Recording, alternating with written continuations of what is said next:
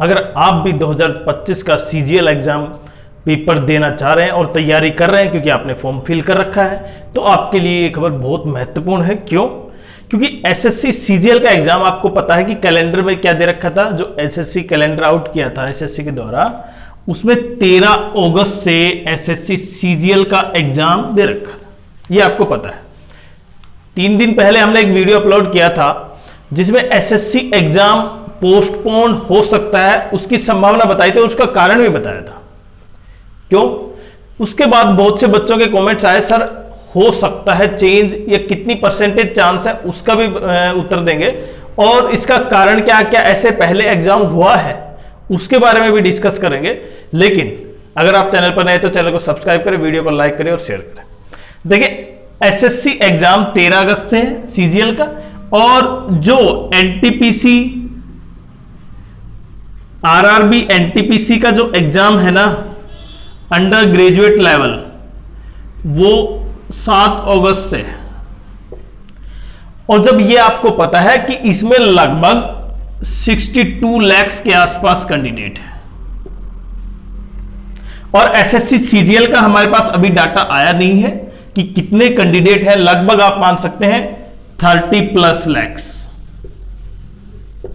मतलब इतने candidate minimum होंगे, ये आपको भी पता है क्योंकि वैकेंसी ज्यादा है। 2024 के आसपास की वैकेंसी है, तो अब भी उतने ही फॉर्म फिल है। लेकिन देंगे कितने एग्जाम वो एक अलग चीज है। 50% तो आप मान के चले, 50-52 आसपास इतने कैंडिडेट रहते हैं हर बार एग्जाम देने के लिए। जब दोनों एग्जाम, मैंने ये बताया था कि दोनों एग्जाम एक ही डेट से हैं, क्योंकि कोलेट्रल होगा, दोनों का एग्जाम एक ही डेट भी होगा, और उसमें कैंडिडेट्स, कुछ कैंडिडेट ऐसे होंगे जिनका एग्जाम दोनों होंगे और वो केवल एक ही एग्जाम दे पाएंगे। एक तो उनकी प्रॉब्लम है कि सेम डेट हो सकती है, अगर, लेकिन कब, अगर वो एग्जाम यूं क्यों रहता है। तो हमने कहा था हो सकता है कि एसएससी के एग्जाम, क्योंकि एनटीपीसी आरआरबी का नोटिफिकेशन आ चुका है ऑफिशियली, अभी एसएससी का नोटिफिकेशन नहीं है, एसएससी ने केवल अपने कैलेंडर में बताया था। और ये आपको पता है कि कैलेंडर में एग्जाम जो डेट होती है वो ड्यू टू कंडीशन चेंज हो सकती है।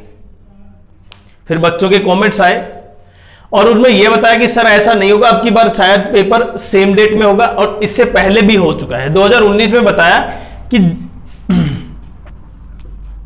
ग्रुप डी का जो एग्जाम था ना वो सेम हुआ था, लेकिन वो 19 की बात थी, आज 25 है, तो कैंडिडेट की संख्या लगातार बढ़ रही है। पहला पॉइंट तो ये समझे आप। दूसरा, जब कैंडिडेट की संख्या बढ़ रही है, फॉर्म फिल करने वाले की संख्या बढ़ रही है, तो कहीं ना कहीं उस स्पीड से जो लैब है ना वो नहीं बढ़ रही, मतलब लैब की संख्या तो इतनी ज्यादा मात्रा में नहीं बढ़ रही है। तो सबसे बड़ा पॉइंट क्या होता है, लैब उतनी ही है, अब एग्जाम डबल कैसे होगा, ये सबसे बड़ा पॉइंट है। और अगर, क्योंकि अगर पहला पॉइंट ये हो जाता है कि एग्जाम,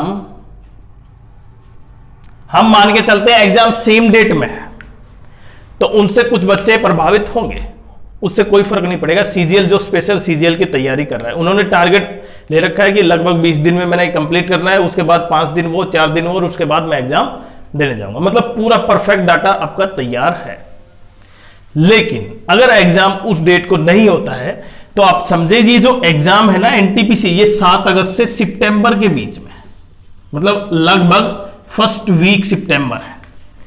और सितंबर, अगर ये एग्जाम यहां पे एसएससी का एग्जाम क्या हो जाता है, ऐसी कोई अभी ऑफिशियल, आप ये ध्यान से समझे ना, कोई ये अफवाह है, केवल आपके लिए एक थोड़ा सा ध्यान करने की बात है कि अगर ये एग्जाम कैंसिल हो जाता है, ऐसा नहीं हो, लेकिन अगर एग्जाम कैंसिल हो जाता है तो आपका 7 अगस्त से सितंबर के जो बीच एग्जाम है ना आरआरबी एनटीपीसी, वो एग्जाम के बाद आपका सीजीएल एग्जाम होगा। इसका मतलब आप सिंपली ये समझे कि लगभग 1 मंथ आपका क्या हो गया, एक्सटेंड हो गया।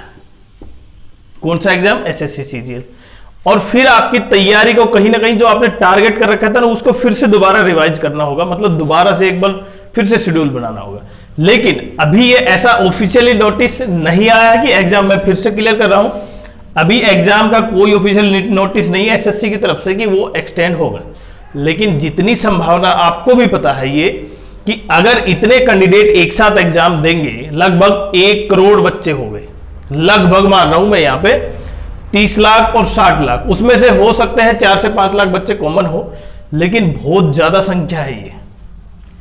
और बहुत ज्यादा का अर्थ ये है कि लगभग आप ये मान के चलें कि एक शहर में, क्योंकि शहर वही है, एसएससी के थोड़े से सेंटर ज्यादा हो सकते हैं, आरआरबी के उतने, लेकिन जिसने यहां पे एनटीपीसी ग्रेजुएट लेवल का आपने एग्जाम दिया है उसमें एग्जाम सेंटर भी काफी ज्यादा थे।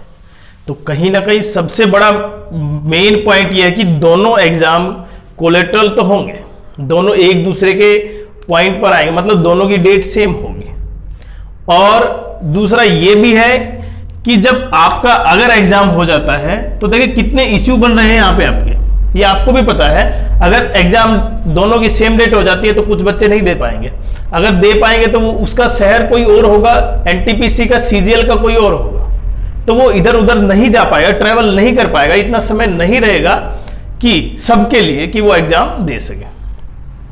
तो इसलिए सबसे इंपॉर्टेंट पॉइंट ये है। अब आपकी क्या राय है, क्योंकि अगर आप ये चीज कि देखें कुछ बच्चों की जिनकी तैयारी पूरी तरह सुचारू रूप से कंप्लीट नहीं हुई है, सिलेबस कंप्लीट नहीं है, उनके लिए तो क्या होगा कि एग्जाम एक्सटेंड हो। और जो बच्चे, क्योंकि जो 2024 में सीपीओ की वेट कर रहे थे, उनके लिए तो फिर से एक सिरदर्द बन जाएगा एसएससी का एग्जाम जल्दी से जल्दी हो, सीजीएल का कम से कम एक एग्जाम और हो, क्योंकि वो वेट करते करते काफी दिन हो गए। उसके संबंध में लेके आएंगे हम, लेकिन अभी एक पॉइंट है कि आपकी क्या राय है, क्या एग्जाम एक्सटेंड होना चाहिए या नहीं, तो आप जरूर कमेंट्स करें।